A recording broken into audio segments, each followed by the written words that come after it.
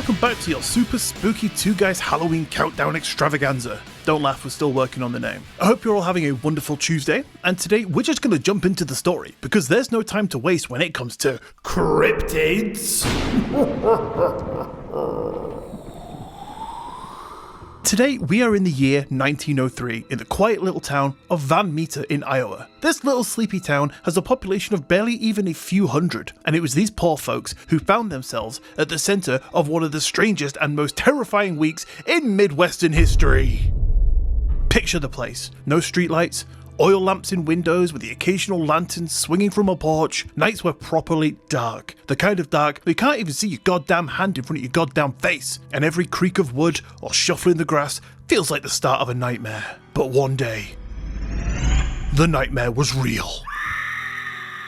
It began with a businessman named Eugene Griffith. He was walking through town late one night when he spotted something perched on top of a building. At first glance, he thought it was a man. Weird enough. But then the thing twitched, and enormous wings stretched out all bat-like and leathery. But that's not even the weird part. The weird part is that on its head was a glowing horn that shone like a searchlight, cutting through the darkness. Now, this wasn't the kind of glow that you'd expect from a lantern or a fire. Witnesses said that it looked more like an electric beam, which, in 1903 Iowa, was the stuff of science fiction. I guess in 1903 it was the stuff of science fiction everywhere. But anyway, Griffith stood frozen, staring at this towering winged abomination until it took off into the night sky with an ear-splitting noise, like nothing he'd ever heard before. And going completely against any unusual paranormal experiencer, he didn't keep the story to himself. And by the next morning, the whole town knew about it, and it wasn't long before others saw it too. The very next night, in fact, Dr. Alcott, the town's doctor, was woken by a strange light shining in through his window. "Oh gee, wonder what that could be," he probably said in exactly that accent as he grabbed his gun. Stepping outside to investigate, he saw the same creature Griffith had described perched on a nearby building. The horn glowed so brightly he could make out its entire body in the dark, a hulking thing that stood upright like a man but had wings big enough to blot out the stars. Alcott raised his rifle and fired.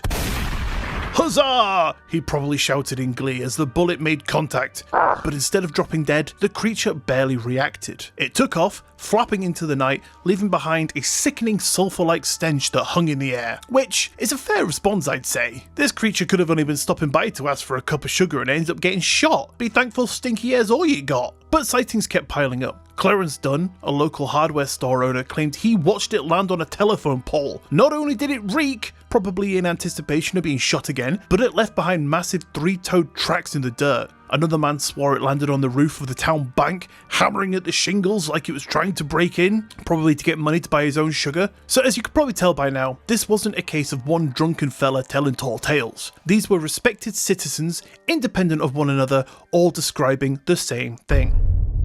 Panic reached a breaking point a few nights later. Half the town armed themselves with shotguns, rifles, pistols, anything that could shoot really. Even little Billy filled a water pistol, and Betty, aged 5, armed herself with double spud gun. It was hunting season, and when the creature was spotted again, the armed crowd followed it out of town into the hills to an abandoned mine. The mob surrounded the mine entrance, weapons at the ready, and the creature emerged, probably thinking, what are all these townsfolk doing outside my house? But then they opened fire. Dozens of shots rang out in the dark.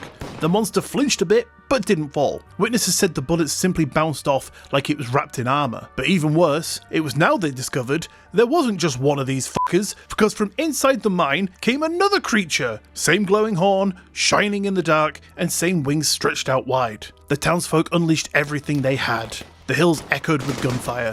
The creatures retreated back inside the mine, seemingly unharmed, probably chatting amongst themselves, saying, "Fuck this, mate, if they're not even going to chat or sing carols or something, I ain't sticking around. Let's go grab a cuppa." And the other one was like, "Oh, but we ain't got any sugar. You couldn't get into the bank, you're useless." He's like, "For fuck's sake, can we talk about this later?" Anyway, the men used this opportunity to seal the entrance with rocks, desperate to trap whatever these things were underground. And then, silence.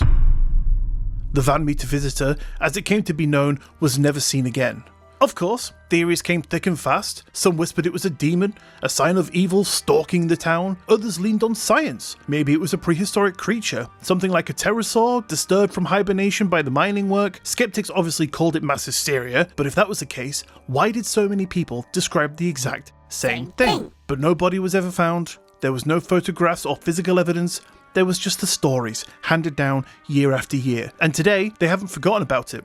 Van Meter hold an annual festival to celebrate their very own monster. A century later, locals dress up, cryptozoologists turn up and talk about it, and believers and skeptics alike raise a glass to the thing that once stalked their town. And maybe, I mean, hear me out on this, but maybe if they treated him in this kind of regard when he first showed up, maybe they'd have had a new guest to be the star of these festivals.